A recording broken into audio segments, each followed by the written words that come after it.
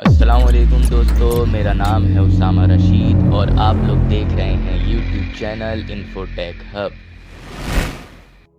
آج ہم ایک ایسی مسجد کے بارے میں بتانے جا رہے ہیں جو اپنے بنانے والوں کے ارادوں کی وجہ سے ادھوری رہ گئی۔ یہ مسجد ایک ایسے راز کا حصہ ہے جو اسلام کے عروج کے دور میں سامنے آیا۔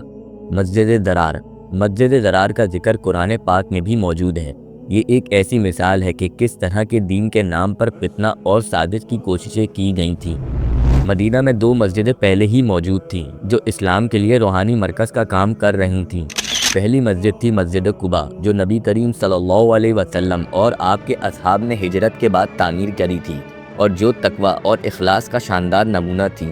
دوسری مسجد تھی مسجد نبوی، جو نبی کریم صلی اللہ علیہ وسلم نے مدینہ پہنچنے کے بعد تعمیر کری، مگر جس وقت یہ مسجد اسلام کی روح کو مضبوط کر رہی تھی اسی وقت مدینہ کے اندر ایک اور مسجد کی بنیاد رکھی جا رہی تھی جو عبادت کے نام پر منافقت کا اڈا بنانے کے لیے تھی۔ اس مسجد کا نام تھا مسجد ضرار اور اس کے پیچھے منافقوں کا لیڈر ابو عامر راہب تھا۔ ابو عامر راہب ایک عیسائی پادری تھا جو پہلے عرب کا مشہور راہب سمجھا جاتا تھا۔ جب اسلام کا نور مدینہ اور اس کے آس پاس کے علاقوں میں پھیلنا شروع ہوا تو ابو عامر نے اسلام کو قبول کرنے کے بجائے اس کی کھلی مخالفت کری۔ اس کا ارادہ تھا کہ اسلام کو پھیلنے سے پوری طرح روکا جائے اور مسلمانوں کے بیچ تفریق ڈالی جائے۔ مسجد ضرار بنو غنام کے علاقے قباء میں بنائی گئی تھی جو کہ مسجد قباء کے قریب تھی۔ ابو عامر نے یہ مسجد صرف اللہ کی عبادت کے لیے نہیں بنائی تھی بلکہ اس کا اصل مقصد فتنہ اور فساد کا بیج بونا تھا۔ اس کا ارادہ تھا کہ اس مسجد کو نبی کریم صلی اللہ علیہ وسلم اور ان کے ساتھی مسلمانوں کے خلاف سازش کا اڈا بنایا جائے۔ منافقین کا کہنا تھا کہ یہ مسجد ان لوگوں کے لیے بنائی جا رہی ہے جو بیمار ہیں، ضعیف ہیں اور جو مسجد قباء تک نہیں آ سکتے، لیکن اصل مقصد اللہ اور اس کے رسول کی مخالفت تھی۔ یہ لوگ اس مسجد میں اکٹھا ہو کر دین کے خلاف چالیں طے کیا کرتے اور اسلام دشمنوں کے ساتھ رابطہ بناتے۔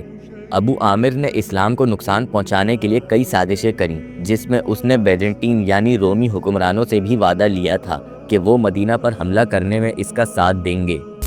مسجد ضرار کے تمام بنانے والوں نے رسول اللہ صلی اللہ علیہ وسلم کے پاس آ کر یہ کہا کہ انہوں نے یہ مسجد اللہ کی رضا کے لیے بنائی ہے اور یہ ان لوگوں کی مدد کرے گی جو بیمار ہیں یا سفر کے قابل نہیں ہیں۔ ساتھ ہی انہوں نے نبی کریم صلی اللہ علیہ وسلم سے درخواست کی کہ وہ اس مسجد میں نماز پڑھیں تاکہ اس مسجد کو مسلمانوں میں مقبولیت ملے، لیکن اس وقت نبی کریم صلی اللہ علیہ وسلم غزوہ تبوک کی تیاری میں مشغول تھے، اس لیے انہوں نے واپسی آنے کے بعد اس کا جائزہ لینے کا کہا۔ جب نبی کریم صلی اللہ علیہ وسلم غزوہ تبوک کے بعد واپسی مدینہ آئے تو اللہ نے وحی کے ذریعے مسجد ضرار کی اصلیت کو کھول دیا۔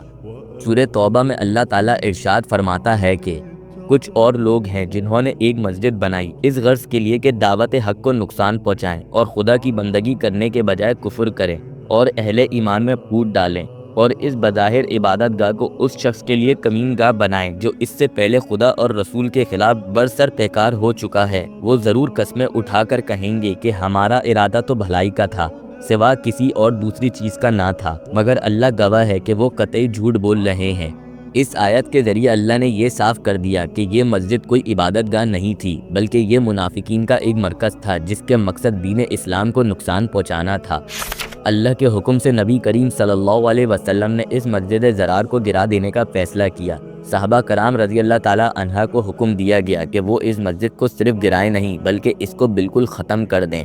مسجد کو توڑ کر اس جگہ کو جلا دیا گیا اور پھر اس جگہ کو قبرستان میں تبدیل کر دیا گیا تاکہ اس کا نام و نشان بھی باقی نہ رہے۔ اگر آپ لوگوں کو ہماری یہ ویڈیو پسند آئی ہو تو لازمی ہمارے چینل کو سبسکرائب کر دیں۔ ابھی کے لیے ہمیں دیں اجازت، اپنا بہت سارا خیال رکھیے گا۔ اللہ حافظ۔